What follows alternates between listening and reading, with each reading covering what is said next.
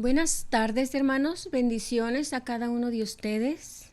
Estamos nuevamente aquí presentes para dar inicio a nuestro estudio bíblico en la carta de Pedro, la segunda. Continuamos en los versículos 15 al 21. Y antes de comenzar, vamos a orar. Oremos. Padre Santo, bendito Dios y amado Señor Jesucristo, gracias te damos, Señor, por concedernos esta oportunidad una vez más de meditar en tu palabra, Padre Santo, y de descubrir las bellas verdades que hay en ella, Señor, acatarlas a nuestra vida, Señor, y tener más conocimiento de ti. Gracias por tu Espíritu Santo que siempre está a nuestro lado y nos guía, Señor, y nos habla por medio de ti y nos ayuda a entender tu palabra santa. Te pido una bendición especial por todos los que se han conectado, Señor, los que tienen interés en aprender de ti y escuchar el estudio, Padre. Te damos gracias por cada uno de ellos. Sé con nosotros en este momento, Padre, y nos proponemos a estudiar tu palabra. Gracias te damos en el nombre de Jesús. Amén y amén. Nuestro pasaje está en 2 de Pedro, capítulo 1, versículos del 15 al 21. Si ustedes están listos, mientras les doy una pequeña introducción. El título de este pasaje es Testigos presenciales de la gloria de Cristo. Pedro sigue haciendo una amonestación para el continuo crecimiento. Y tenemos 3 subtítulos, haciendo división en los versículos del 16 al 18, es el testimonio de testigos oculares. 19 y 20, el testimonio de los profetas. Y versículos 20 y 21, el testimonio de las Escrituras. Vamos a hacer dos preguntas para tratar este primer punto. ¿Cómo sabemos que realmente podemos ser salvos y que el glorioso evangelio de la salvación es verdadero? ¿Cómo sabemos que Jesucristo es realmente el Hijo de Dios, el Mesías y el Salvador del mundo? Este es el tema de este pasaje, la gran prueba de la salvación. El punto 1 en el versículo 16 le vamos a llamar la gran verdad. El punto número 2, versículos 16 al 18, es la primera prueba de la salvación. Y el punto número 3 es la segunda prueba de la salvación, la Escritura. Versículos 19 al 21. Estas preguntas nos las va a contestar Pedro con el pasaje que él escribió. Y para poder entrar, vamos a leer el pasaje bíblico, versículos 16 al 21. ¿Estamos listos? Leemos. Porque no os hemos dado a conocer el poder y la venida de nuestro Señor Jesucristo siguiendo fábulas artificiosas, sino como habiendo visto con nuestros propios ojos su majestad. Pues cuando Él recibió de Dios Padre honra y gloria, le fue enviada desde la magnífica gloria una voz que decía: Este es mi Hijo amado, en el cual tengo complacencia. Y nosotros oímos esta voz enviada del cielo cuando estábamos con Él en el Monte Santo. Tenemos también la palabra profética más segura, a la cual hacéis bien en estar atentos como a una antorcha que alumbra en lugar oscuro, hasta que el día esclarezca y el lucero de la mañana salga en vuestros corazones. Entendiendo primero esto, que ninguna profecía de la Escritura es de interpretación privada, porque nunca la profecía fue traída por voluntad humana, sino que los santos hombres de Dios hablaron siendo inspirados por el Espíritu Santo. Entonces, aquí vamos a contestar las dos preguntas que les dije anteriormente. ¿Cómo sabemos que realmente podemos ser salvos y que el glorioso evangelio de la salvación es verdadero? ¿Y cómo sabemos que Jesucristo es realmente el Hijo de Dios, el Mesías y el Salvador del mundo? Vamos a resaltar en el versículo 16 que dice Pedro: porque no os hemos dado a conocer el poder y la venida de nuestro Señor Jesucristo, siguiendo fábulas artificiosas, sino como habiendo visto con nuestros propios ojos su majestad. Y aquí vamos a hacer secciones de este versículo. Dice Pedro: hemos dado a conocer el poder de Dios. Pedro en su carta nos ha dado a conocer el poder de Dios, pero sabemos que en todo el Nuevo Testamento habla sobre la vida de Jesucristo y el gran poder de Dios que estaba sobre él. Este poder de Dios dice que se trata de asirnos a la fe en el poder de Dios en nuestra vida personal. Este poder es lo suficientemente fuerte para liberarnos del pecado y llevarnos a una vida en la voluntad de Dios, que es solamente futuro y esperanza. Y una referencia la podemos ver en Jeremías 29:11. Y después lo pueden leer en su casa. La fe que tenemos en el poder de Dios hace que nos sometamos y dejemos que Él, que tiene todo el poder sobre el cielo y la tierra, nos guíe. En Efesios 1:9 dice el versículo: y cuál la supereminente grandeza de su poder para con nosotros los que creemos, según la operación del poder de su fuerza. Nos está hablando del poder del Señor Jesucristo.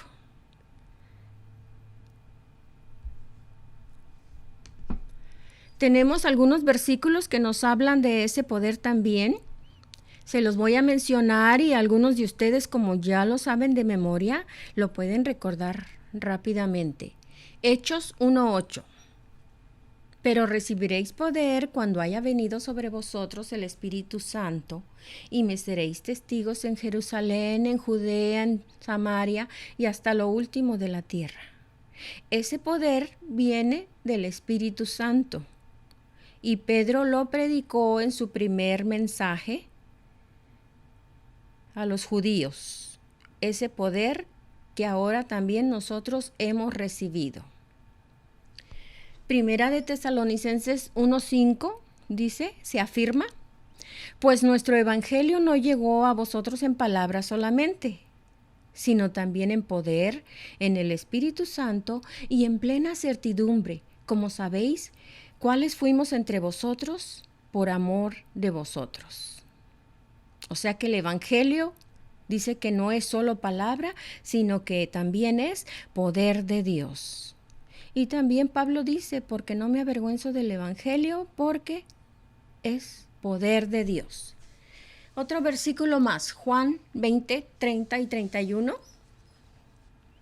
Hizo además Jesús muchas otras señales en presencia de sus discípulos, los cuales no están escritas en este libro, pero éstas se han escrito para que creáis que Jesús es el Cristo, el Hijo de Dios, y para que creyendo tengáis vida en su nombre. Todas estas señales, milagros y prodigios que hizo Jesús en presencia de sus discípulos nos hablan de su poder. Algunas señales y prodigios están en los 4 evangelios: transformando el agua en vino, resucitando a los muertos, dando vista a los ciegos, dando de comer a la multitud, caminando sobre las aguas, sanando a los enfermos. Pero dice Juan que si se hubieran podido escribir todas esas señales, no cabrían, dice, en los libros. Tenemos más versículos que nos hablan del poder de Dios. En Mateo 22-29 nos habla del poder de Dios visto en las Escrituras. Cuando dice Jesús, erráis ignorando las Escrituras y el poder de Dios. Jesús tiene el poder de sanar y vimos muchas de sus sanidades en Lucas 5:15. Dice que su fama se difundía cada vez más y grandes multitudes se congregaban para oírle y ser sanadas de sus enfermedades. El poder de Dios también puede ser visto claramente. En Romanos 1:20 dice, porque desde la creación del mundo, sus atributos invisibles, su eterno poder y divinidad, se han visto con toda claridad, siendo entendidos por medio de lo creado, de manera que no tienen excusa. El poder de Dios también se muestra en el nacimiento de Jesús. En Lucas 1:35 dice, el ángel hablando a María, el Espíritu Santo vendrá sobre ti y el poder del Altísimo te cubrirá con su sombra. Por eso, lo santo que nacerá será llamado Hijo de Dios. El poder de Dios sustenta todo. Hebreos 1:3. Él es el resplandor de su gloria y la expresión exacta de su naturaleza, y sostiene todas las cosas por la palabra de su poder. El poder de Dios salva a través del sacrificio en la cruz. Primera de Corintios 1:18.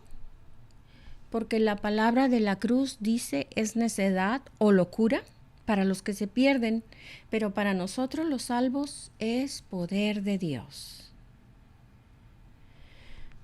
El poder de Dios trae una alegría desbordante. Romanos 15:13.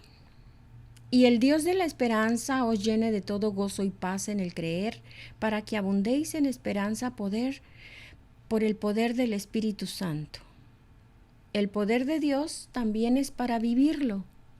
Primera de Corintios 4:20, porque el reino de Dios no consiste en palabras, sino en poder.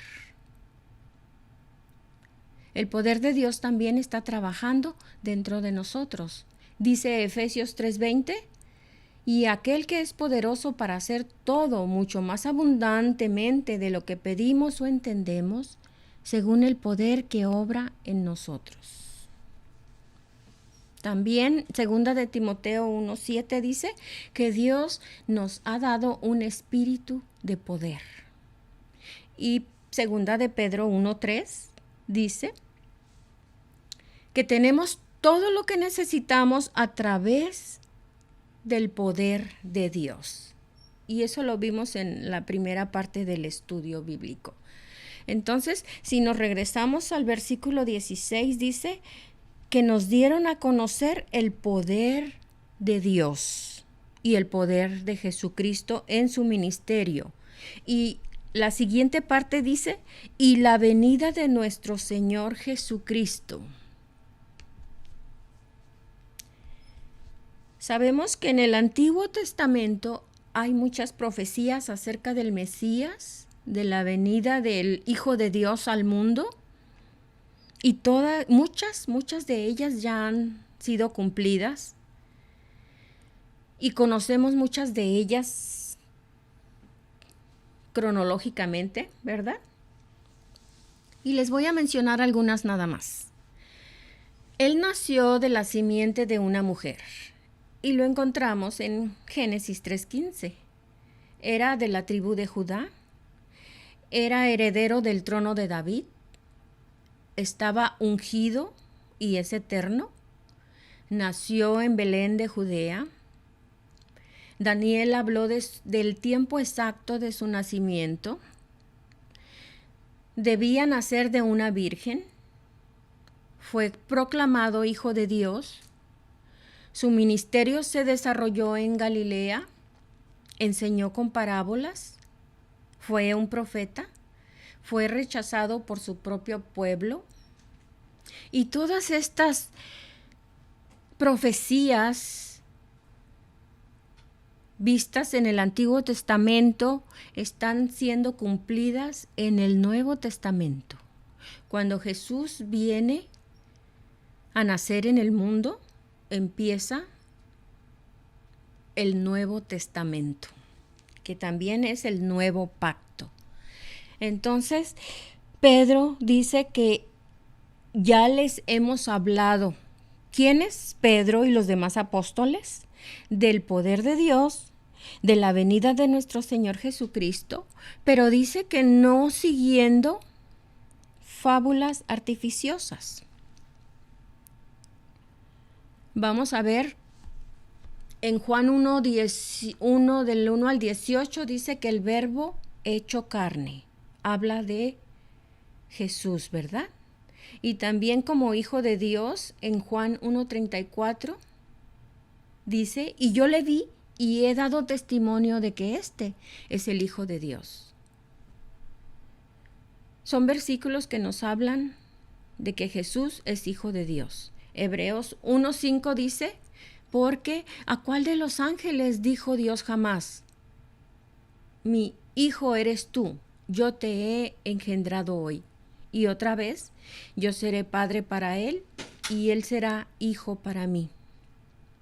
Primera de Corintios 15:28 dice, y cuando todo haya sido sometido a él, entonces también el Hijo mismo se sujetará a aquel que sujetó a él todas las cosas, para que Dios sea todo en todos.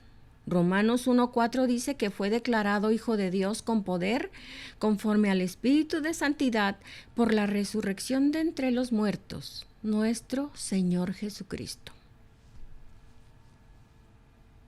Juan 3:16, un versículo muy popular, todos lo saben de memoria, dice que tanto amó al mundo que envió a su Hijo. Tenemos entonces que el Evangelio de la Salvación no es una historia, no es una creación ficticia de la mente del hombre y no es un invento de su imaginación. Por eso dice Pedro que no siguiendo fábulas artificiosas. Tenemos algunos versículos que nos advierten sobre esas fábulas. Primera de Timoteo 1:3 y 4 dice, Pablo hablando a Timoteo, como te rogué que te quedases en Éfeso cuando fui a Macedonia, para que mandases a algunos que no enseñen diferente doctrina, ni presten atención a fábulas y genealogías interminables, que acarrean disputas más bien que edificación de Dios que es por fe, así te encargo ahora. Y luego en el capítulo 4, versículo 7 dice, desecha las fábulas profanas y de viejas, ejercítate para la piedad. Segunda de Timoteo 4:4 también advierte sobre la apostasía y dice, y apartarán de la verdad el oído y se volverán a las fábulas.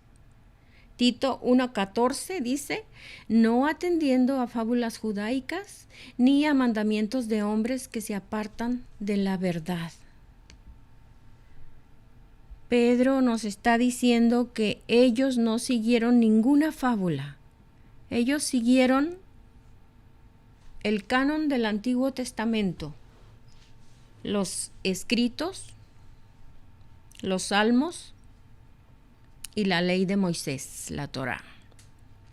Primera de Corintios 2:4 nos dice, y ni mi palabra ni mi predicación fue con palabras persuasivas de humana sabiduría.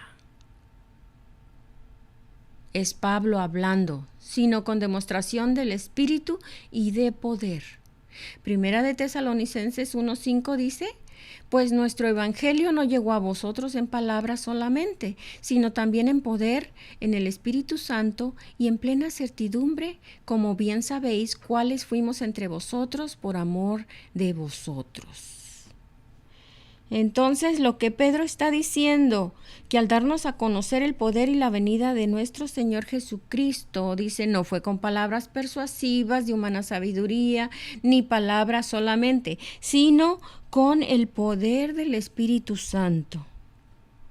Y aparte nos dice, como habiendo visto con nuestros propios ojos su majestad. Aquí nos está diciendo Pedro que es un testigo presencial de la gloria de Cristo.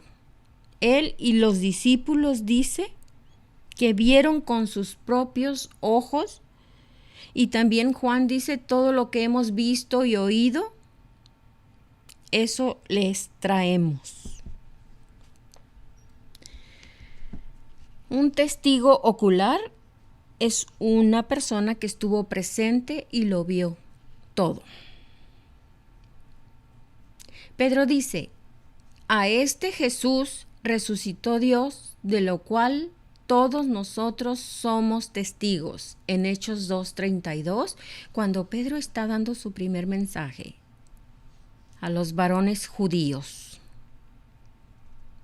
Hechos 13:31, los cuales ahora son sus testigos ante el pueblo.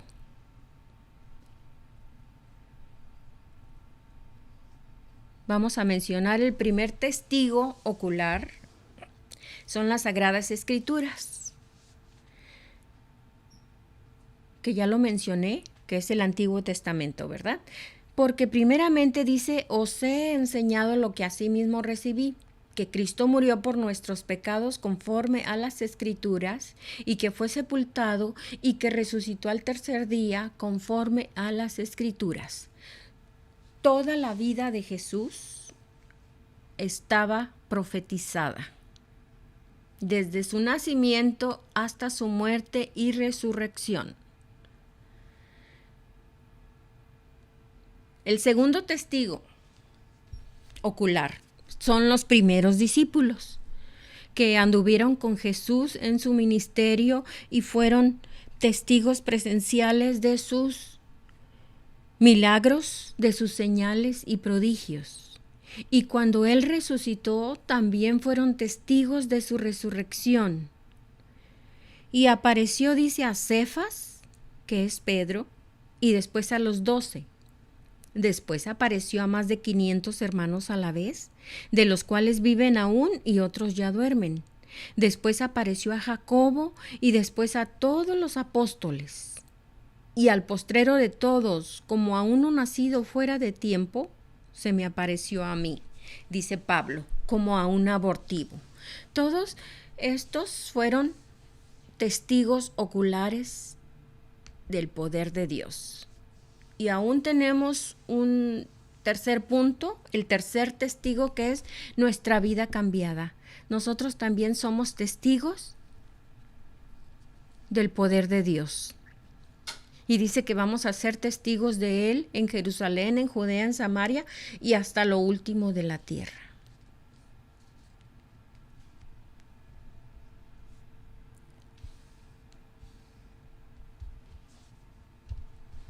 Pablo y Pedro nos hablan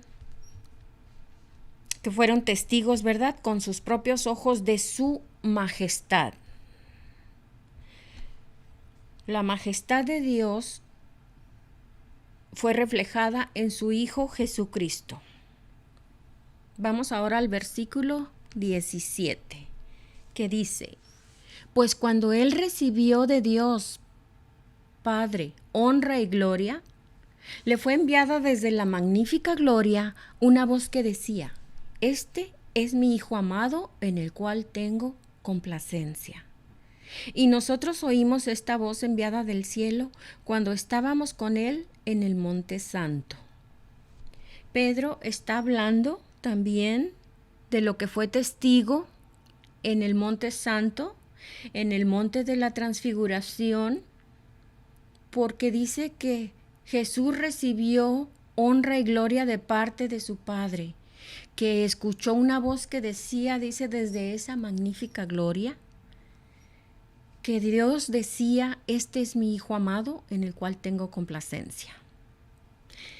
Pedro vuelve a decir que él y los otros apóstoles fueron testigos oculares de la vida de Cristo y del testimonio de Dios en el monte de la transfiguración. A su vez declara que la Biblia es la palabra profética más segura, puesto que es inspirada por Dios y solo puede ser interpretada con la ayuda del Espíritu Santo. Sabemos que la Biblia es la guía para el creyente y a su vez contiene la luz del Evangelio que puede brillar en los corazones de todos los que aún están en tinieblas.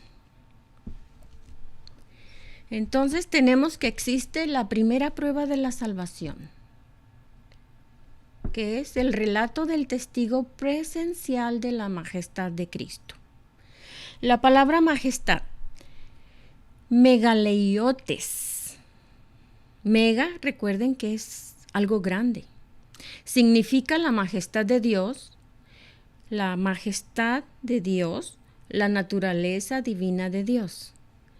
Significa que la majestad y la gloria de Dios llenaba y rodeaba a Cristo cuando Él caminó sobre esta tierra.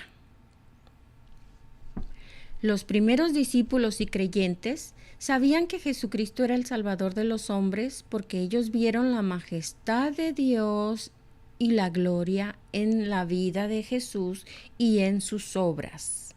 Recuerdan que Nicodemo dijo, sabemos que vienes de Dios, porque si no, no podrías hacer estas cosas. Y la gente decía que él hablaba con autoridad. Jesús atravesó, dice, grandes dolores para revelar la majestad y la gloria de Dios. Él probó una y otra vez que era el Hijo de Dios. Dios nos hace una solicitud. En la transfiguración dice algo adicional que no lo dice en el bautismo. Fueron 2 ocasiones cuando Dios dijo, este es mi Hijo amado en quien tengo complacencia. La primera vez fue en el bautismo de Jesús, ¿recuerdan ustedes? Citado en Mateo 3, 16 y 17. Que Jesús dice después que fue bautizado, subió luego del agua y he aquí los cielos le fueron abiertos y vio al Espíritu de Dios que descendía como paloma y venía sobre él. Y hubo una voz de los cielos que decía, este es mi Hijo amado en quien tengo complacencia. Y Juan el Bautista lo reconoció, ¿verdad? Como el Cordero de Dios. Porque dijo, a quien veas venir sobre él el Espíritu Santo como una paloma. Esa era la señal. Y en la segunda vez fue en el monte de la transfiguración. Dice que Jesús tomó a Pedro, Jacobo y Juan y los llevó, dice, al monte a orar. Y se transfiguró delante de ellos y resplandeció su rostro como el sol. Y sus vestidos se hicieron blancos como la luz. Y he aquí les aparecieron Moisés y Elías hablando con él. Y una nube de luz los cubrió, y he aquí una voz desde la nube que decía, este es mi Hijo amado, en quien tengo complacencia, a él oíd. Si nos fijamos aquí, está agregado a él oíd. En la primera vez nos dice, este es mi Hijo amado en quien tengo complacencia. En la segunda vez, ahora dice que a él lo tenemos que escuchar. Moisés y Elías estaban hablando con el Señor en este monte y el tema de la conversación era la partida de Jesús que iba a cumplir en Jerusalén. Y esto lo podemos ver en Lucas 9:31. La palabra oír es más que solo escuchar. Implica prestar atención, considerar, entender y aprender de lo que se está diciendo. Dios quiere que tomemos tiempo para escuchar su voz, meditar y aprender de Él, tanto de su persona como de su obra en la cruz. Dios nos está pidiendo que escuchemos a su Hijo amado. Tenemos varias citas donde podemos leer la frase de Dios: este es mi Hijo amado en quien me siento complacido. Y se las voy a decir, y ustedes si gustan anotarlas o luego las buscan en su Biblia.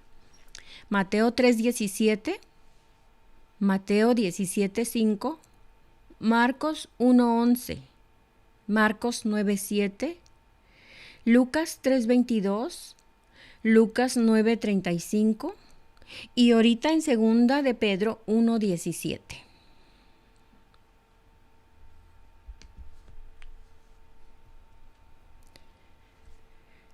Y luego cuando miraron, dice que ya no vieron a nadie más consigo, sino solo a Jesús. Marcos 9:8. Hoy en día dice que algunos creyentes todavía están haciendo tabernáculos para la ley y los profetas. Quieren tener comunión con Moisés, quieren someterse a sus escritos. Sin embargo, el Padre nos dejó claro que tenemos que oír a su Hijo amado Jesús. Porque Jesús vino a cumplir la ley y los profetas. Moisés estaba representando la ley y Elías representaba a los profetas. Jesús dijo: no he venido a abrogar la ley, sino a cumplirla. Hebreos 1:1 y 2 dice: Dios, habiendo hablado muchas veces y de muchas maneras en otro tiempo a los padres por los profetas, en estos postreros días nos ha hablado por el Hijo. Ahora nosotros escuchamos todo lo que Jesús ha dicho y ha hablado. Y Jesús decía: todo lo que el Padre me dice, eso hago. Todo lo que hablo es lo que el Padre dice también. En la transfiguración de Cristo, la verdadera gloria de Dios fue vista.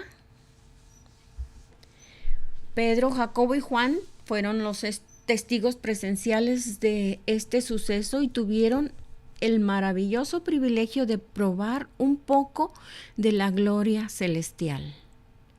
Ellos vieron el honor y la gloria de Cristo y ellos oyeron a Dios llamar a Jesús su Hijo. Les repaso el versículo 17. Él recibió de Dios Padre honra y gloria. Jesús. La voz que fue enviada desde la magnífica gloria que dijo: este es mi Hijo amado en el cual tengo complacencia. A este Hijo es al que nosotros debemos escuchar. Y Pedro nos dice que ellos escucharon esta voz cuando estaban en el Monte Santo. Este evento pudo haber sido una experiencia espiritual muy espectacular en la vida de estos apóstoles, porque fue la transfiguración de Cristo cuando nuestro Señor apareció en su gloria plena. Pedro oyó la voz de Dios, vio a Moisés y a Elías cara a cara, y lo mejor de todo dice que obtuvo una imagen previa de Cristo en su gloria. Esto no era un sueño o una visión, no era una impresión en la mente de Pedro, ni una ficción de su imaginación, era la vida real. Y Pedro está hablando de su experiencia con Jesús, y por eso dice que no seguimos fábulas ingeniosamente inventadas. Él lo vio con sus propios ojos, dice que fueron testigos, oyó la voz de Dios con sus propios oídos. Él estaba allí en persona con otros testigos oculares apostólicos. Dice, estábamos con él. ¿Recuerdan ustedes que Mateo cita profecías en su evangelio y siempre menciona 2 testigos? porque los judíos siempre decían que tenía que ser frente a otro testigo. Y aquí Pedro está incluyendo a los otros apóstoles como testigos oculares.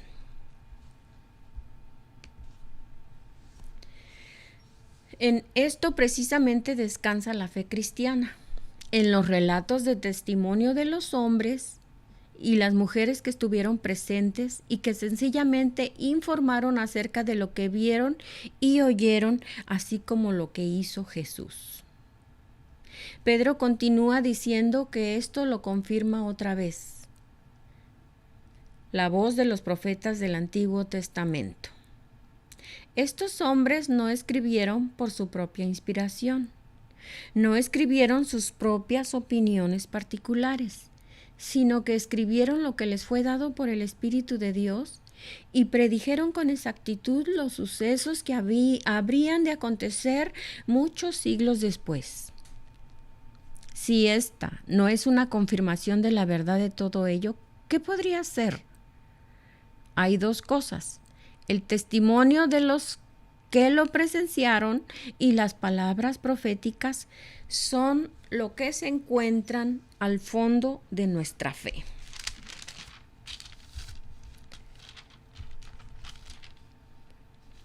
Pedro nos está hablando de los testigos presenciales de la gloria de Cristo. También nos está mencionando las profecías del Antiguo Testamento y lo que se está confirmando en el Nuevo Testamento, por medio también de estos apóstoles.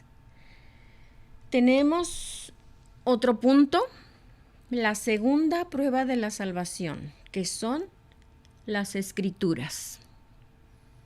Vamos a leer los versículos 19, 20 y 21.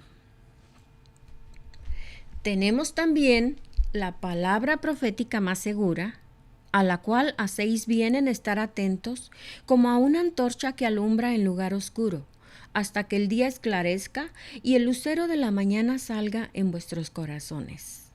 Entendiendo primero esto, que ninguna profecía de la Escritura es de interpretación privada, porque nunca la profecía fue traída por voluntad humana, sino que los santos hombres de Dios hablaron siendo inspirados por el Espíritu Santo. Amén. Pedro no está diciendo que su testimonio ocular hace más segura la profecía de la Escritura. Él está diciendo que la palabra escrita de Dios, por su misma naturaleza, es más segura que su propia experiencia. Esto es confirmado en este argumento de Pedro en los versículos 20 y 21, donde establece la autoridad y el origen divino de cada profecía de la Escritura.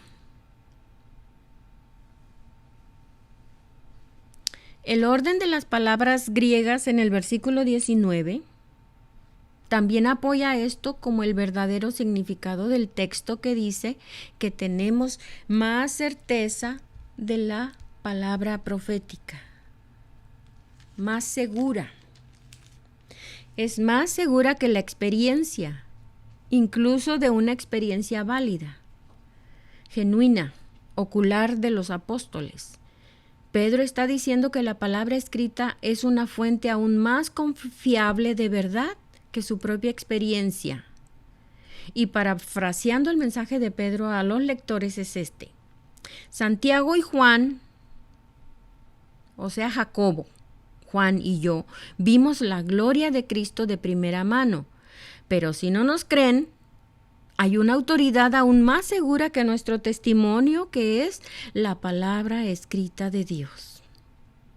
Y en la palabra de Dios nos habla mucho sobre la gloria de Dios, sobre la gloria compartida con su Hijo Jesucristo.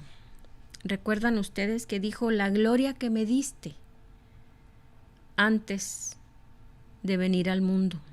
La gloria que Él ya tenía. En el versículo 19 dice, como una antorcha que alumbra en lugar oscuro. Sabemos que la palabra de Dios es una luz que ilumina los lugares oscuros de nuestra vida. La palabra de Dios entra hasta el rincón más escondido y profundo de nuestro corazón. Y la palabra de Dios nos mostrará cómo caminar, dice, hasta que el día esclarezca. Hay un versículo que dice, lámpara es a mis pies tu palabra y lumbrera a mi camino. Es un versículo que todos lo sabemos de memoria, ¿verdad? Jesús dijo, yo soy la luz del mundo.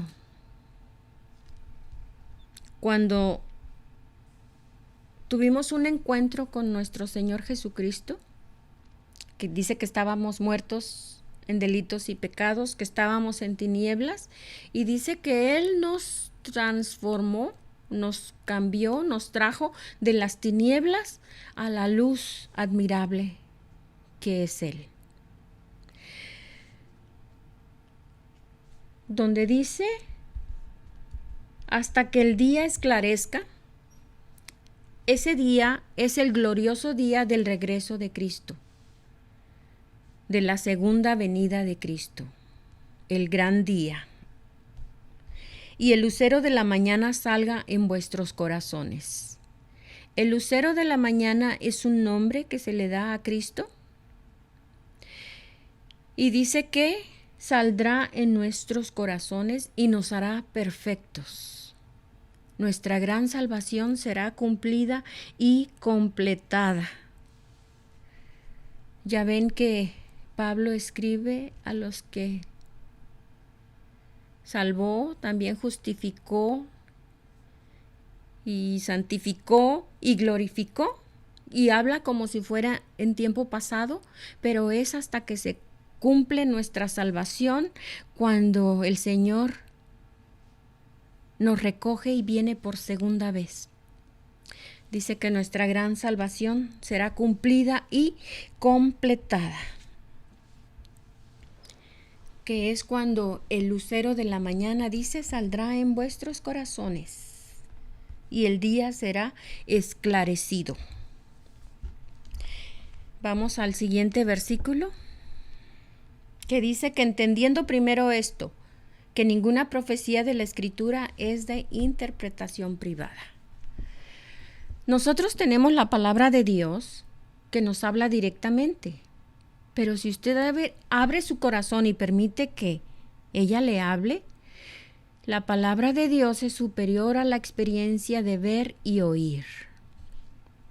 Aquí se presenta la palabra como una antorcha que alumbra en lugar oscuro. La palabra de Dios es una luz, una lámpara, una fuente de luz. Es como el sol en el cielo. La palabra de Dios emite una luz, una fuerza, un poder. Es el único elemento tangible y sobrenatural que tenemos hoy en el mundo. La palabra de Dios es el único milagro físico que tenemos de Dios en esta hora en la que vivimos, y permanecerá aquí hasta que Jesús venga, hasta que el día amanezca y el lucero de la mañana salga en vuestros corazones, como dice en Apocalipsis 22:16, donde dice que Jesús fue llamado la estrella brillante de la mañana. El Espíritu de Dios, dice, comienza a convertir la palabra de Dios en una realidad de nuestras vidas. Sabemos que hay un poder transformador en la palabra de Dios. Al haber poder en la palabra de Dios, la convierte en algo que podemos conocer, ya que el Espíritu Santo la confirma y la hace viva y real para cada persona. Tenemos 3 puntos aquí en los que debemos poner atención. Sabemos que la palabra de Dios es segura, porque es la fuente absoluta de toda verdad. Es tu punto de referencia que te guía, te dirige, te ilumina y también es tu autoridad. Es la espada con la que haremos frente a todo engaño y filosofía contraria que llega a nosotros a través de los medios de comunicación y de los labios de falsos maestros. La palabra de Dios brilla en la oscuridad, es esa luz. El consejo de Dios es la luz que te ayudará a caminar confiada en medio de una sociedad tan perversa y tenebrosa. Y citamos el Salmo 119, 105.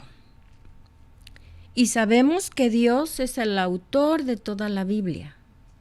Así que podemos aferrarnos con confianza a la Escritura porque fue Dios mismo quien la inspiró. Las palabras que lees en tu Biblia no son un invento humano. Es el aliento de Dios para ti y es útil para instruirte, corregirte, de manera que puedas alcanzar la imagen de Cristo. En 2 de Timoteo 3, 16, 17 dice que toda la palabra de Dios es inspirada por el Espíritu Santo.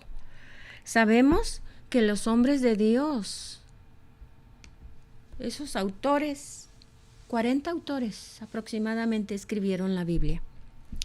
No es de interpretación privada, porque los hombres no pueden interpretar la Escritura como deseen.